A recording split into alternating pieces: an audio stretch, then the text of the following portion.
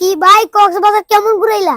কি কমু যখনই কক্সবাজার যাওয়ার লাগে রওনা দিছি তখনই মনে হইলে এত টাকা খরচ কইরা কি বালু আর পানি দেহুম, তার চেয়ে ভালো জঙ্গল দেহুম, কারণ জঙ্গলই বঙ্গল। Right right. কোন জঙ্গলে গেলা? যাইতে তো চাইছিলাম আমাজন জঙ্গলে, শুধু পাসপোর্ট ভিসা নাই দিকে সুজা গেলাম সুন্দরবন জঙ্গলে। সুন্দরবন জঙ্গল কেমন ঘুরলা? আরে গুরুম কি সুন্দরবন আমার লগে যা ঘটছে। কি করছে? সুন্দরবন জঙ্গল দেখতে দেখতে জঙ্গলের ভিতরে ঢুকছি, দেখি আমার সামনে একটা বাঘ। কতটুক সামনে? তুই যতটুকু সামনে ঠিক ততটুকু সামনে, আমি আর বাঘ, বাঘ আর আমি ফেস টু ফেস। পরে কি হইছে? পরে বাঘ আমার দিকে ভয়ঙ্কর ভাবে তাকাইছে, আমিও বাঘের দিকে ভয়ঙ্কর ভাবে তাকাইছে, আই টু আই। এই তাকানোর মাঝে দেখলাম বাঘের মাঝে আমার বই কাজ করতেছে। বাঘ তোমার দিকে বই পাইছে? বই পাইছি কি, বইয়ে কাঁপতে শুরু করছে। বাঘ 2 পা পিছে যায়, আমি 2 পা আগে, আবারও বাঘ 2 পা পিছে যায়, আমি 2 পা আগে। কারণ কি জানোস? না। কারণ বাঘের সামনে বাঘের চোখে চোখ রেখা যেই লোকটা বাঘের দিকে আগাই গেছে সেই লোকটা বাঘের থেকে কোনো অংশে কম না। আচ্ছা, তুই কি কোনোদিন বাঘের বই পাইতে দেখছ? না। আমরা এলাকার কেউ দেখছে? না। আমি দেখছি। বাঘ তো বুঝতেই পাইতেছে না কি করব, কোন দিকে পলাইবো, আবার মাফও চাইতে পারতেছে না। কে রে? লজ্জায়, বাঘেদের আবার লজ্জা শরম বেশি।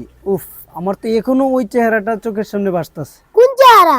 বাঘ যখন বই পাইছিল তখন লজ্জায় পরিমনির মতো চেহারাটা লাল হয়েছিল, আর ডাইনে বামে দেখা শুরু করছিল মানুষজন বাঘরে বই পাইতে দেখতেছে কিনা দেখার জন্য। পরে কি হইছে? পরে বাঘ ভয়ে ভয়ে আমারে বই দেখানি লাগি দিল হুঙ্কার। কিন্তু বাঘ জানে না আমিও যে বই পাওয়ার মতো মানুষ না। তারপর আমিও দিলাম হুঙ্কার, বাঘ আবারও দিল গর্জন, আমি আবারও দিলাম হুঙ্কার, বাঘ আবারও দিল গর্জন। কিন্তু আমি আর হুঙ্কার দিছি না। কে রে? আমি 3 নম্বর হুঙ্কার দিয়ে মাইর শুরু করি। এর লাগে 3 নম্বর হুঙ্কার দেওয়ার আগে চিন্তা করলাম, আমি যদি বাঘরে মাইর শুরু করি আর আমি একটু আহত হই, আমি মেডিকেল গেলে তো আমার চিকিৎসা হইব, কিন্তু বাঘ যদি আহত হয় বাঘরে তো কেউ চিকিৎসা করবো না। এইটা চিন্তা করে আমি 3 নম্বর হুঙ্কার দিছি না। কিন্তু বাঘ তো বয়ে আমার কাছ থেকে বাঁচার লাগে আবারও দিছে গর্জন। তখন আর আমার মাথা ঠিক আছিল না, আমি খালি হুঙ্কার দিয়ে বাঘরে ধরুম, তখনই বন বিভাগের লোকরা বাঘটারে বাঁচাইছে। ভাই নিচে শিয়াবের কুত্তারা যে একটা দৌড়ান নিচে কোন রাস্তা না তোমার সাধু উঠছি। আরে এই কুত্তাটার কথা কইস না, আমার প্রতিদিনই দৌড়ানি দেয়। আজকে সকালে যে একটা দৌড়ানি দিছে, পলাইতে গিয়ে পাত্তরে উষ্টা খাইয়া পাও প্রচুর ব্যথা পাইছি। দেখ পাওটা কি ফুলা ফুলছে। আমার এই কুত্তারা দৌড়ানি দিয়ে ভালোই করছে। সাধু এত সুন্দর একটা গল্প শুনতে পারছি। গল্প না রে ভাই, বাস্তবই আমার লগে করছে। তুমি বাঘের ডরাও না কুত্তারে ডরাও? কুত্তা কি বাঘের চাইতে বেশি হিংস্র? আমার কাছে বাঘের চেয়ে কুত্তারই বেশি হিংস্র মনে হয়। সাফা সব জায়গাত মারা না, কুত্তা দৌড়ানি শিক্ষা তোমার কি চেরা উচিত।